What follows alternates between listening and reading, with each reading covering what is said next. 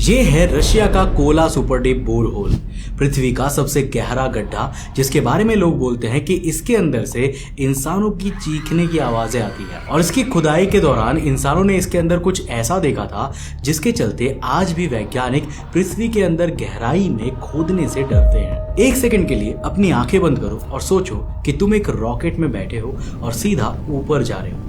तुम स्पेस में पहुंच गए और वहां से भी आगे निकल गए, शायद मून की ओर या फिर मार्स की ओर। और ये तो वो डिस्टेंस है जो हम इंसान खुद कवर कर सकते हैं। हमारी टेक्नोलॉजी की बात करें तो वॉयेजर 1 इंटरस्टेलर स्पेस में इतना दूर जा चुका है जहां तक अगर तुम कार से जाने की कोशिश करोगे तो हमें करीब 2 करोड़ साल लगेंगे। इसके अलावा सोलर सिस्टम का एज हो या सूरज के पास के हॉट प्लैनेट्स हो, हमारी मशीन्स इन सब तक पहुंच चुकी है। काम बहुत ही मुश्किल था लेकिन हमने कर दिखाया। पर अब एक कड़वी सच्चाई सुनो, एक डरावना सच, क्योंकि अब जरा उल्टा सोचो। अगर तुम ऊपर जाने की जगह सीधा नीचे जाओगे अपने जमीन के अंदर यानी पृथ्वी के अंदर, तो क्या लगता है हम या हमारी मशीन्स कितनी गहराई तक जा सकते हैं? वेल, जवाब है सिर्फ 12 किलोमीटर। जी हाँ, बस इतना। ये सुन के अजीब लगता है ना? हम बाहर की दुनिया में अरबों किलोमीटर तक जा सकते हैं लेकिन अपने ही प्लैनेट के अंदर 12 किलोमीटर से आगे नहीं जा पाए हैं। और ये इसीलिए नहीं कि हमने कोशिश नहीं की, हमने कोशिश बहुत की, लेकिन जमीन के अंदर जो दुनिया है ना, वो हमें कभी भी एक लिमिट से आगे बढ़ने देना ही नहीं चाहती। और यही हमारे प्लैनेट की छुपी हुई डरावनी दुनिया है। हमारे इस ग्रह के अंदर झांकना स्पेस में जाने के कंपैरिजन में इतना मुश्किल बना देती है कि हमारे लिए ये करना आज भी इम्पॉसिबल सा है। पर आखिर क्यों? आखिर धरती के अंदर ऐसा क्या छुपा है जो हमें इस ग्रह के अंदर जाने नहीं देता है? क्यों पृथ्वी के अंदर जाना स्पेस में अरबों किलोमीटर दूर जाने से भी ज्यादा मुश्किल है? और Cola super deep bore whole में ऐसा क्या छुपा है जो आज भी वैज्ञानिकों को डराता है? वेल, आज के इस वीडियो में हम इसी के ऊपर बात करने वाले हैं। सो हेलो गाइस, मैं हूं कौशिक और चलिए शुरू करते हैं एक और नए एपिसोड को।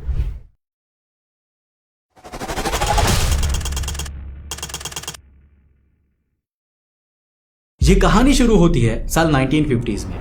उस वक्त दुनिया में 2 सबसे ताकतवर देश थे, अमेरिका और सोवियत यूनियन, यानी आज का रशिया। दोनों के बीच हर चीज में रेस चल रही थी। कौन पहले चांद पर जाएगा, कौन पहले सैटेलाइट भेजेगा, कौन ज्यादा ताकतवर बॉम्ब बनाएगा। इसको कोल्ड वॉर का एरा कहा जाता है।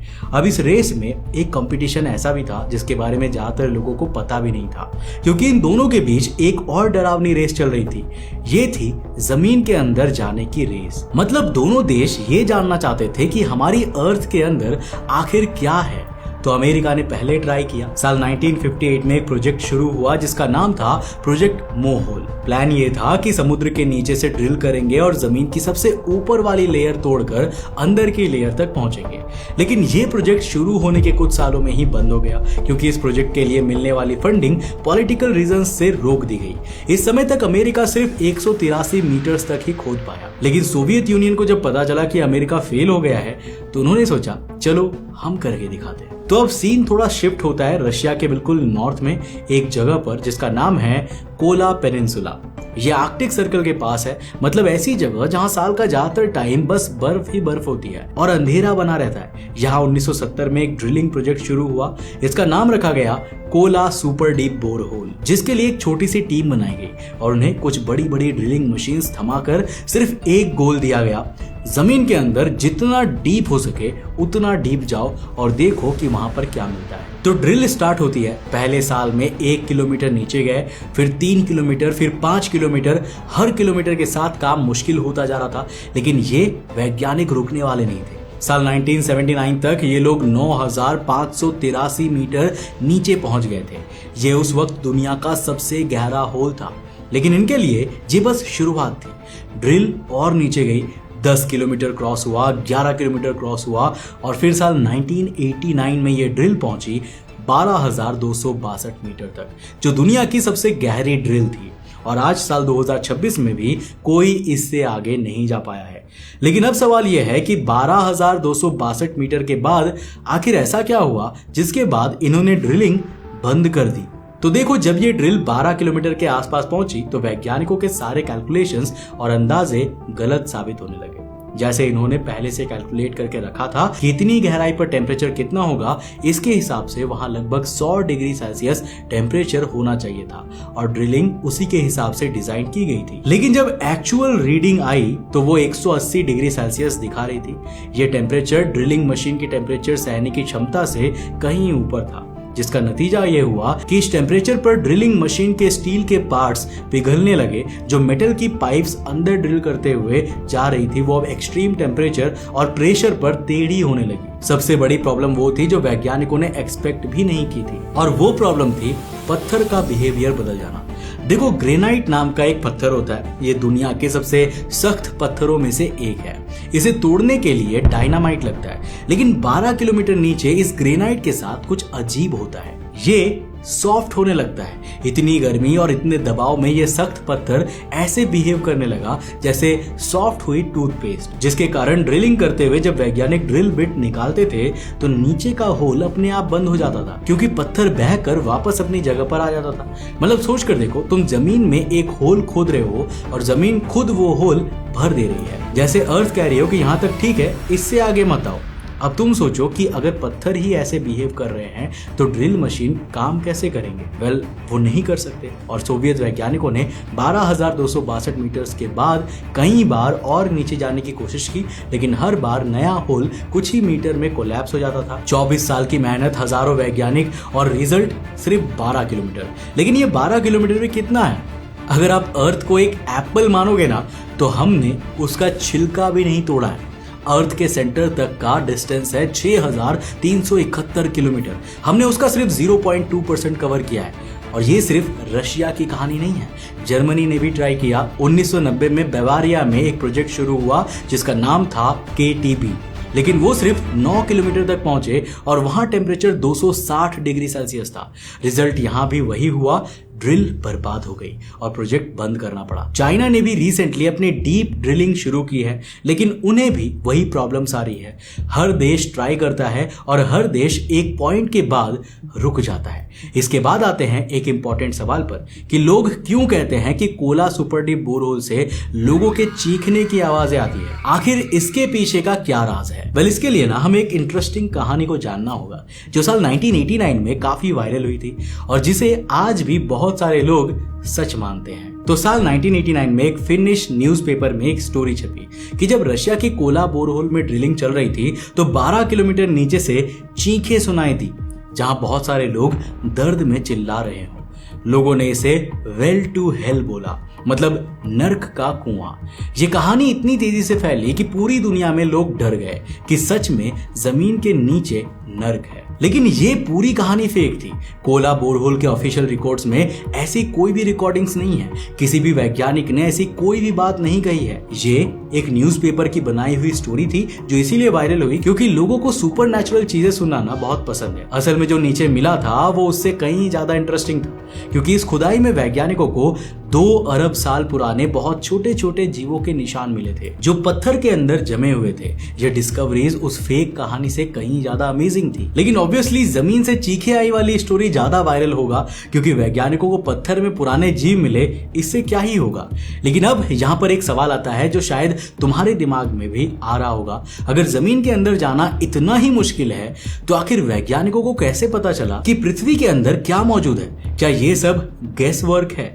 वेल नहीं, गेस वर्क तो बिल्कुल नहीं है। और इसका जवाब सुनोगे तो तुम्हें लगेगा कि ये तो बहुत ही स्मार्ट ट्रिक है। तो देखो, जब भी कहीं पर अर्थक्वेक आता है ना तो जमीन हिलती है, ये तो सबको पता है। लेकिन जो बात सबको नहीं पता है वो ये है कि अर्थक्वेक के वक्त जमीन के अंदर से एक तरह की वेव्स निकलती है, बिल्कुल वैसे ही जैसे जब तुम पानी में पत्थर फेंकते हो तो वेव्स बनती है। ये वेव्स जमीन के अंदर से होकर पूरी अर्थ की दूसरी तरफ तक जाती है। अब ये वेव्स 2 तरह की होती है, एक को पी वेव कहा जाता है और दूसरे को एस वेव।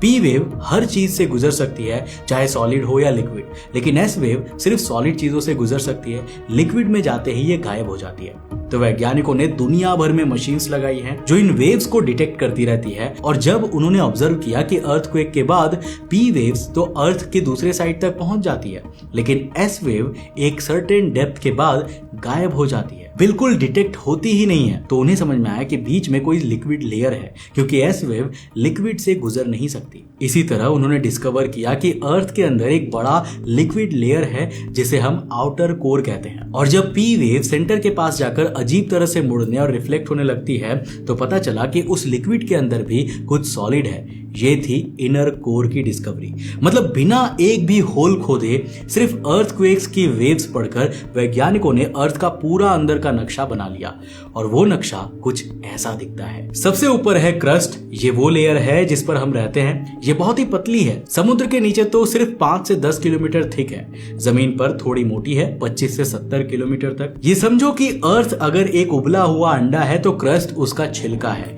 इसके नीचे है मेंटल। ये बहुत बड़ी लेयर है, 2900 किलोमीटर तक फैली हुई है। मेंटल सॉलिड है, लेकिन इतनी गर्मी में ये बहुत धीरे धीरे बहती है, जैसे बहुत गाढ़ा सा शहद हो। ये स्लो बहना बहुत ही इंपॉर्टेंट है, क्योंकि इसी की वजह से ऊपर की जमीन हिलती है, अर्थक्वेक्स आते हैं, वॉल्केनोस फटते हैं, सब इसी मेंटल की वजह से। इसी मेंटल के नीचे है आउटर कोर। ये एक 2200 किलोमीटर मोटा लिक्विड आयरन और निकल का समुद्र है। इसके अंदर टेम्परेचर 4400 डिग्री सेल्सियस का है, और बिल्कुल बीच में है इनर कोर, एक सॉलिड आयरन की बॉल। इसका साइज लगभग हमारी मून जितना है, और इसका टेम्परेचर 5000 से 6000 डिग्री सेल्सियस, मतलब उतना गर्म जितना हमारी सूरज की अपर वाली सरफेस है।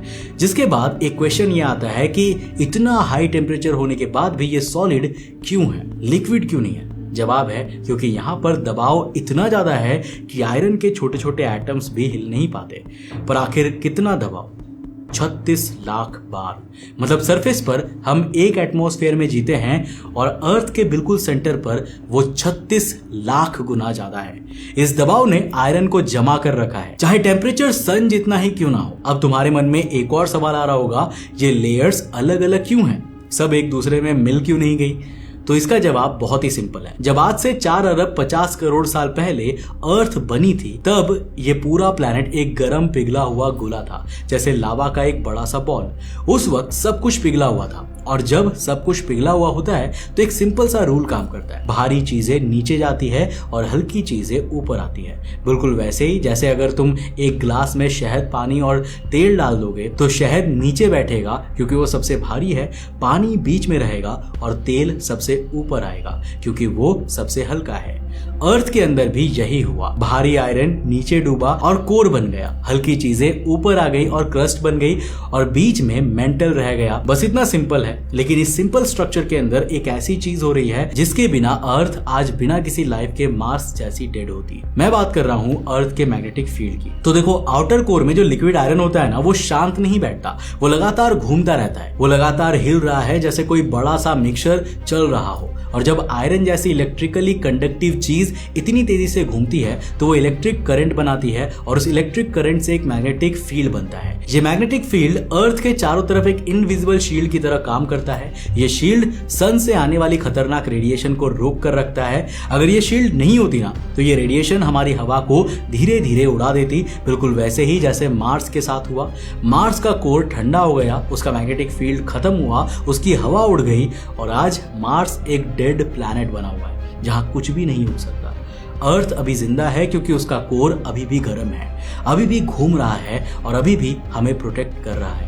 इसके बिना आज आप और मैं शायद जिंदा नहीं होते। और ये भी एक मेजर रीजन है जिसके कारण से अर्थ के ना चाहने पर भी हमें इसके इंटरनल स्ट्रक्चर को और जानना ही होगा, क्योंकि हम ये रिस्क नहीं ले सकते कि फ्यूचर में अर्थ का भी कोर ठंडा होकर हमारी मैग्नेटिक फील्ड की प्रोडक्शन को खत्म करे या हटा दे। इसलिए हमारा इस प्लैनेट को और समझना ह्यूमन सिविलाइजेशन के सर्वाइवल के लिए काफी इंपॉर्टेंट है। इसीलिए जापान की एक एजेंसी है जेम्स टेक, ये एक स्पेशल शिप चला रही है जिसका नाम है चिक्यू।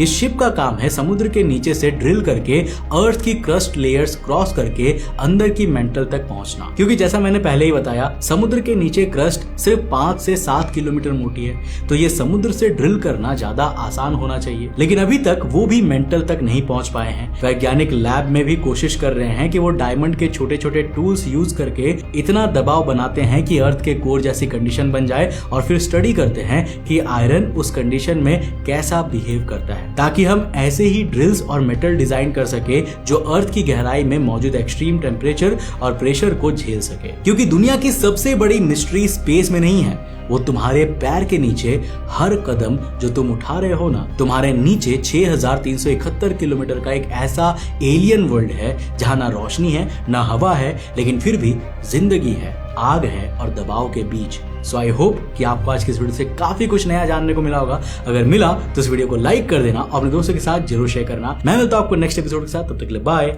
जय।